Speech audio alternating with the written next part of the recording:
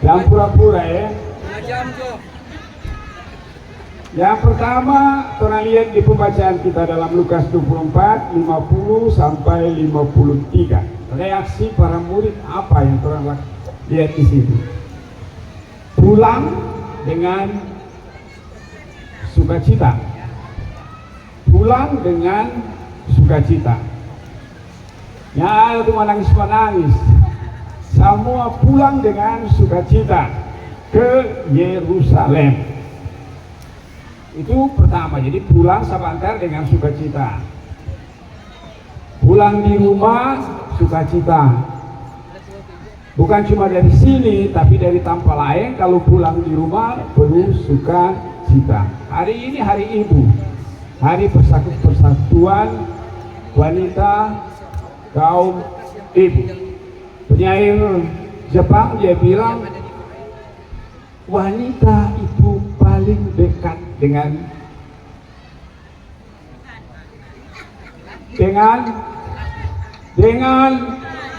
kehidupan. Kenapa dengan kehidupan? Karena identik dengan cinta kasih sayang. Hebat ini perempuan ini, no? Ibu-ibu, dong? Betul? Betul? Kante yang bilang ya. Itu, jadi karena itu orang Jepang bilang paling dekat dengan kehidupan adalah ibu-ibu. Yang ada bapak-bapak. Yang ada bapak-bapak. Cuma ada orang angka pak, ibu. Karena apa? Kita lihat nggak tahu, ini ada pujangga yang mau coba lukiskan tuh bapak-bapak itu. Tapi ibu-ibu sebanyak dilukiskan. Hah? Apa deh? Yang protes lah. Itu laki-laki itu, perempuan. Di mana ada cinta, di mana ada kasih, di mana ada sayang, shalom, damai, sukacita. Keras tidak bisa lawan dengan keras. Bang api sayang. Luar biasa tolong punya Tuhan. Atau laki-laki bersifat seperti itu dan perempuan punya sifat seperti itu. Jangan jadi kompor. Betul? Tidak bisa jadi kompor. Tidak bisa. Supaya tercipta itu suasana sukacita. Hari ini sekali lagi hari wanita, kaum ibunya Gemini. Mudah-mudahan pulang dari sini itu cinta kasih, terus itu memberi ketenangan, keteduhan bagi setiap keluarga, ke suami, istri, anak-anak di masing-masing keluarga. Yang pertama. Yang kedua ialah hilangnya rasa takut. Hilangnya rasa takut dari para murid. Kau ingat waktu Yesus ditangkap, disalib, dan sementara di dunia orang mati, para murid takut, tak ambor semua, bersembunyi.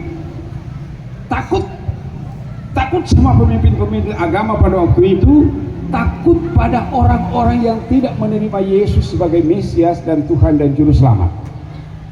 Takut, bersembunyi. Kalaupun mereka mau berbicara tentang Tuhan, selalu bersembunyi. Tapi peristiwa kenaikan Yesus Kristus itu mengubah mereka. Ya, Anda takut lagi. Perhatikan baik-baik di sini. Setiap saat mereka berada di bait Allah, menyanyi, berdoa. Tidak ada lagi rasa takut, tidak ada lagi sembunyi-sembunyi. Padahal di bait Allah itu adalah tempat juga dari pemimpin agama Yahudi, orang-orang Yudaisme yang tidak menerima Yesus sebagai Mesias, yang karena itu memusuhi mereka. Tetapi sekali lagi, peristiwa kenaikan Yesus Kristus ke sorga itu memberi semangat yang baru, mengubah cara mereka pada saat itu, sehingga mereka dengan terus terang berbaur di tengah komunitas yang tidak menerima Yesus sebagai Tuhan dan Juru Selamat, yaitu orang Yahudi, pemimpin-pemimpin agama yang lalu takut. Tapi waktu itu sudah peristiwa itu tidak takut lagi. Dia mampu untuk menanggung semua resiko. Di masa penantian itu sebelum pencurahan Roh Kudus, kalau terang itu berapa hari dari sekarang lagi ketuangan Roh Kudus? Ada 10 hari lagi. Tahu hari ketuangan Roh Kudus. Kan Yesus bilang, pergi di Yerusalem, tunggu sampai kamu mendapatkan kuasa. Selama 10 hari itu mereka berada bersama dengan orang-orang, di tengah orang-orang yang belum menerima Yesus sebagai Mesias, sebagai Tuhan dan Juru Selamat, tetapi tidak takut lagi mereka. Karena apa yang mereka lihat, apa yang mereka saksikan tentang Yesus, mulai dari bersama-sama, kemudian peristiwa penangkapan, peristiwa penyaliban, dikuburkan, bangkit, sampai pada akhirnya kenaikan, itu menggugah hati mereka untuk kalau begitu tidak lagi perlu takut. Untuk apa? Untuk terus memberitakan tentang Yesus yang telah bangkit, Yesus yang telah dimuliakan oleh Allah, tetapi yang kini disaksikan oleh mereka sendiri naik ke surga, tidak untuk meninggalkan para murid, tidak untuk meninggalkan kita, tetapi tangannya yang terus memberkati sampai dia naik, sampai tidak bisa dilihat lagi oleh para murid. Itu menandakan bahwa berkat Tuhan itu tidak akan pernah terputus dicurahkan kepada kita sebagai orang-orang. Sekarang jatah balik.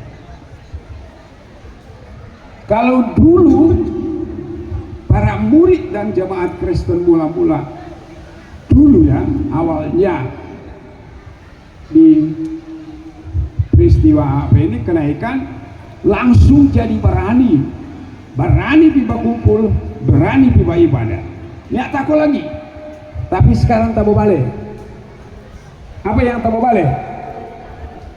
Orang yang takut karena ada ibadah, karena ada ibadah gereja, karena ada ibadah apa, itu yang terjadi di era sekarang.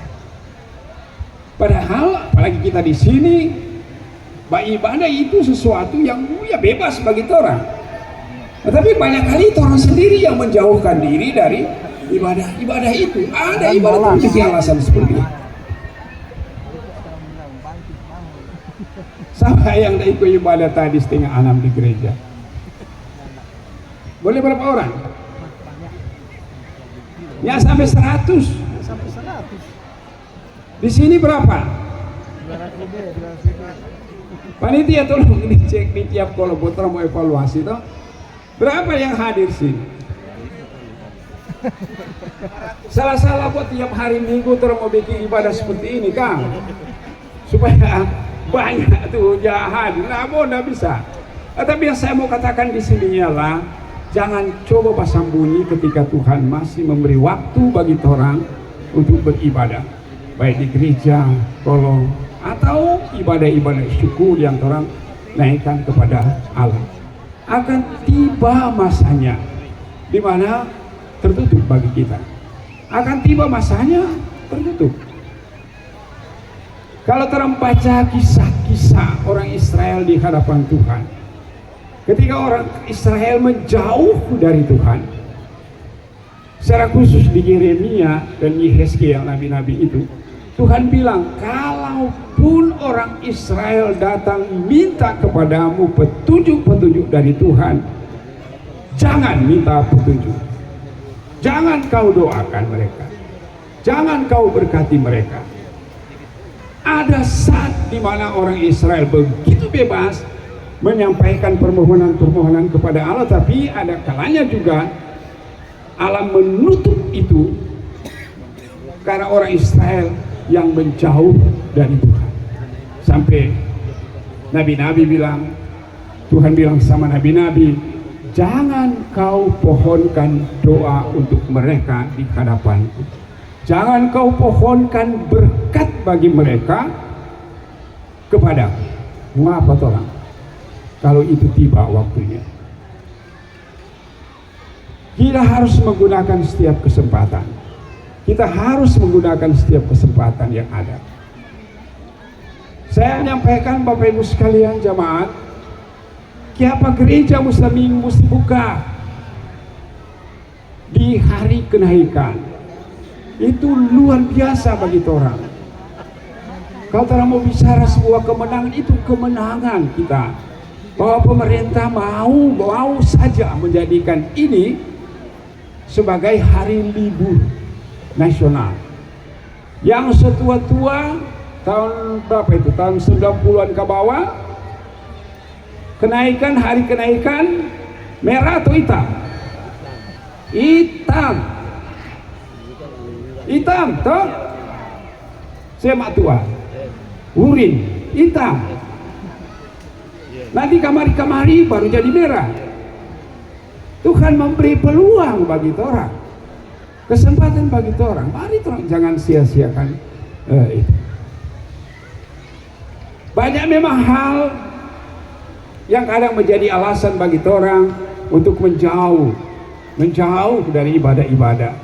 Banyak hal yang bisa itu. Tapi sebagai orang yang telah mengambil keputusan untuk mengikut Yesus, saya berharap bahwa orang semua mampu untuk hadir sebagai orang percaya yang mau selalu ketika Tuhan beri kesempatan untuk bersekutu, untuk beribadah, mari orang nyatakan diri, mengambil bagian. Para murid telah mengambil keputusan, tak perlu takut lagi setelah menyaksikan tentang peristiwa-peristiwa Yesus itu. Tidak perlu takut lagi. Mereka secara terbuka mau bergabung bersama dengan semua orang yang ada pada saat entah percaya atau tidak menerima. Tapi bagi mereka adalah mereka harus berani untuk menceritakan tentang kebaikan-kebaikan Allah yang telah dinyatakan oleh Allah di dalam diri Yesus Kristus. Saya berharap bahwa kita yang telah mengambil keputusan untuk mengikuti Yesus, kita harus memiliki keberanian dan antusiasme. Kita gugah hati kita bahwa Allah memberi kesempatan kepada kita untuk menceritakan tentang kebaikan-kebaikan Tuhan di mana saja orang berada, supaya di mana orang berada nama Tuhan itu dimuliakan. Kebaikan-kebaikan Allah dapat dinikmati oleh banyak orang melalui kehadiran Tuhan. Cukup sampai di sini. I have decided to follow Jesus. I have decided.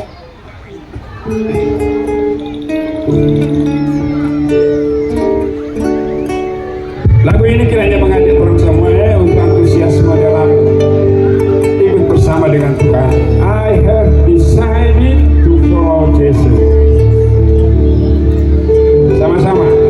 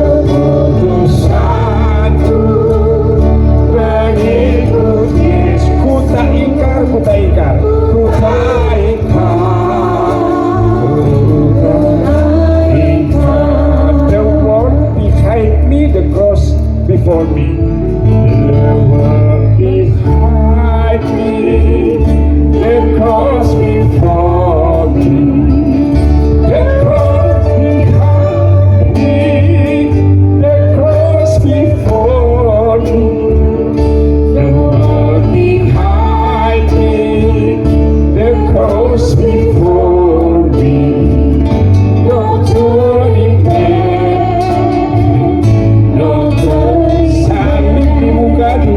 belakang.